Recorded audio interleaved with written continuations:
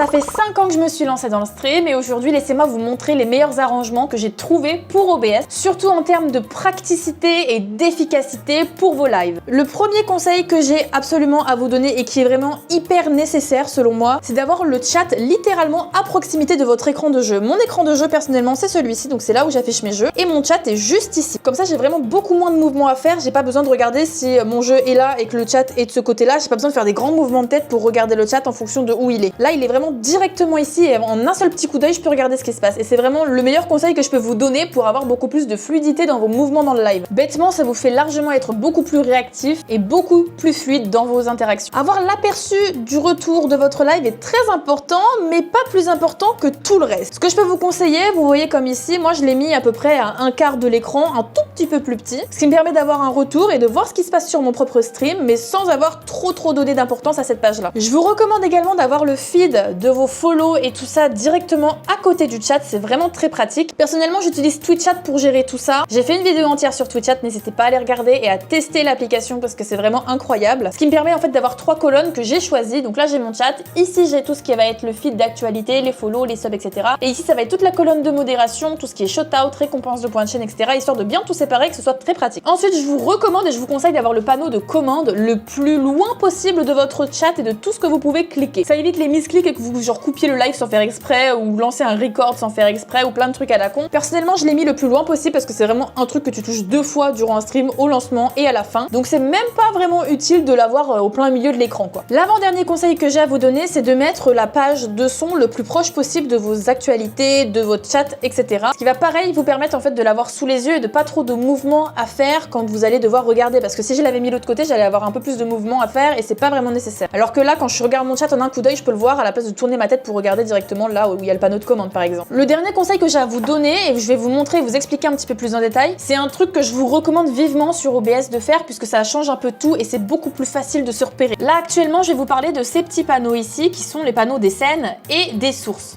Comme vous pouvez le constater ici, j'ai plein de séparateurs de scènes et c'est vraiment très pratique. Et en fait, c'est simplement des scènes qui sont créées et qui sont juste renommées, mais il n'y a rien dedans comme vous pouvez constater. C'est simplement une scène fictive pour pouvoir séparer les parties. Ici, par exemple, je vais avoir toutes mes scènes pour tourner mes vidéos, ici mes scènes de stream, ici mes scènes de décompte, ici je vais avoir toutes mes scènes annexes qui sont des scènes la plupart du temps imbriquées, et là je vais avoir toutes mes scènes un peu de hype, etc. qui sont vraiment externes. Je vous invite vraiment à faire des séparateurs comme ça vous permet vraiment de vous y retrouver, mais tellement plus rapidement, c'est tellement pratique. En tout cas, voilà les meilleurs conseils que je peux vous donner pour tout ce qui est disposition sur OBS. Si vous avez des questions, n'hésitez pas à me les poser en commentaire, j'essaierai de vous y répondre. En attendant, je fais toute une série sur des conseils pour les streamers, donc n'hésitez pas à follow pour en voir un peu plus.